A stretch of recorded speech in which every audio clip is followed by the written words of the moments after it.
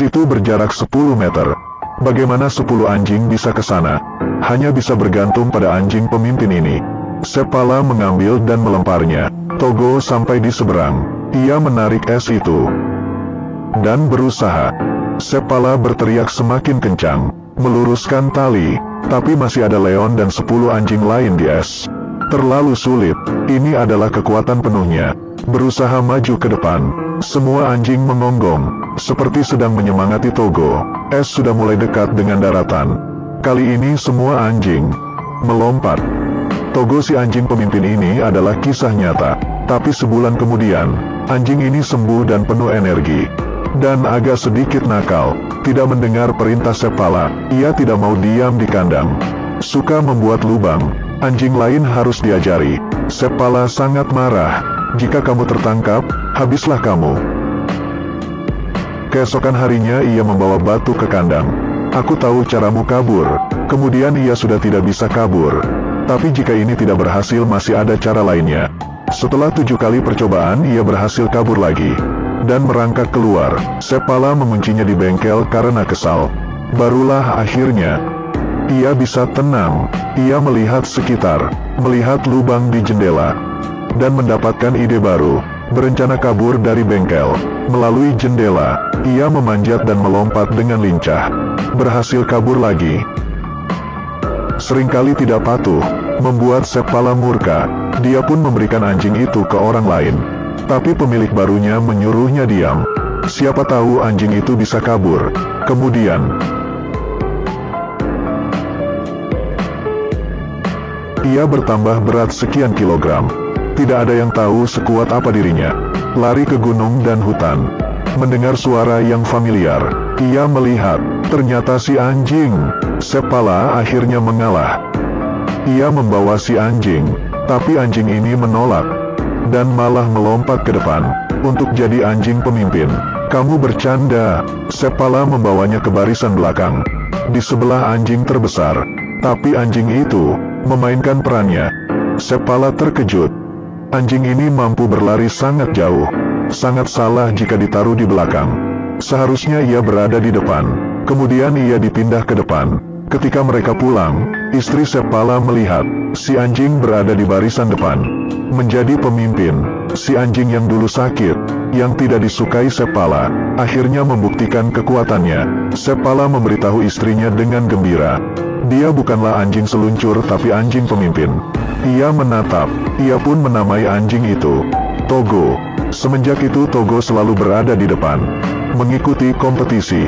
Tapi cobaan terberat adalah ketika Togo berusia 12 tahun. Itu adalah umur yang termasuk tua untuk anjing. Penyakit difteri mewabah kota Sepala tahun ini. Anak-anak banyak yang terinfeksi. Obatnya berada di kota berjarak 400 mil dari kota Sepala. Musim dingin akan datang, dan akan ada badai salju. Pesawat tidak bisa melintas.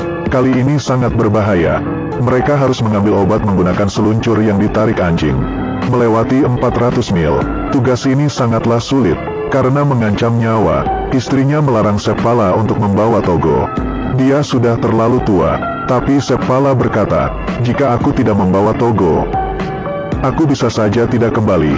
Sebelum pagi hari, Sepala akan berangkat. Istrinya mengantarnya pergi. Ia menghampiri Togo, berkata sambil melihatnya, kamu harus membawanya kembali, oke? Dan kamu juga harus kembali kepadaku. Semua orang di kota mengantar mereka. Tampak khawatir, menunggu, berharap. Ini adalah perjalanan si pahlawan. Meninggalkan kota menerjang badai salju. Badai salju berada di depan. Awan salju dan angin dingin. Togo tidak menunggu dan tidak ragu. Kemudian menerjang badai itu pertama kali. Pertama mereka harus melewati gunung dengan kemiringan 60 derajat. Diterpa angin. Tapi mereka sampai ke puncak. Kemudian ada lembah yang curam.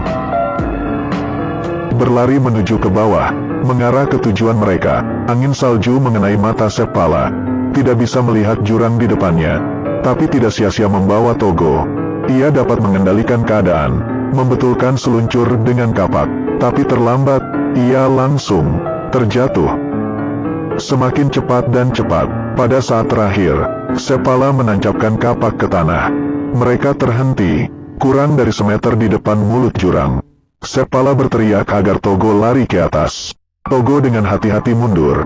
Kakinya licin tapi ia mendapat perintah. Membalikkan badan dan pergi ke atas. Anjing sisanya menunggu. Togo akan memanjat naik, dan ia harus memanjat dengan anjing lainnya. Timnya mulai mendaki perlahan, tapi mereka tidak berhenti. Akhirnya bekerja, membuat Sepala senang, tapi melihat kaki Togo yang terluka, ia khawatir, tidak ada waktu yang tersisa bagi mereka. Sepala memutuskan melewati permukaan es laut Bering. Ini dapat menghemat banyak waktu. Tempat ini sangat dingin. Karena jika didengar, ada suara bongkahan es yang retak setiap saat. Seluncur es dapat membuat permukaan es retak, dan es di laut melompat keluar. Para anjing sangat ketakutan, tapi mereka tidak bisa kembali. Para anjing melaju ke depan. Suhunya sekitar minus 40 derajat Celcius. Kecepatan angin 80 km per jam. Wali kota memberitahu surat kabar tentang perjuangan mereka. Berlomba dengan waktu, membuat orang terkejut. Mereka khawatir apakah obat difteri itu bisa diambil tepat waktu. Dan apakah mereka bisa selamat. Mendapat ide dari masyarakat, mereka berencana menggunakan sistem estafet seluncur. Membantu Sepala. Tapi mereka tidak menyangka, Sepala akan menyeberangi selat lautan. Kecepatan Sepala melebihi perkiraan mereka. Tim estafet tidak dapat menyamai laju mereka. Maka perjalanan ini sia-sia. Sepala meluncur melewati angin dan salju seharian. Semangatnya sangat tangguh. Ia hanya bisa meluncur bersama Togo. Kemudian ada tim yang melewati mereka, melihat mereka dan menyusul. Berteriak, obatnya ada padaku. Tapi badai salju membuat suara tidak terdengar. Ia melihat mereka semakin menjauh. Selesai sudah. Menunggu itu siapa? Tapi ia kembali. Obat penyelamat itu diserahkan kepada Sepala. Keesokan harinya, Sepala mengambil jalur yang sama, melalui selat. Kapten berkata padanya agar tidak melakukannya. Tapi ia tidak mendengar. Perjalanan kali ini lebih berbahaya daripada sebelumnya. Retakan pada permukaan es sangat terlihat. Togo berlari seperti angin. Tapi semakin cepat mereka berlari, es semakin cepat retak. Tidak lama permukaan es sudah hancur. Dan ombak mulai mengangkat retakan es itu. Es yang licin. Anjing-anjing itu berdiri dengan tidak seimbang. Masih berlari. Sepala melihat sebongkah es jatuh, membuat ombak besar. Jangan melihat ke belakang, dan berlari.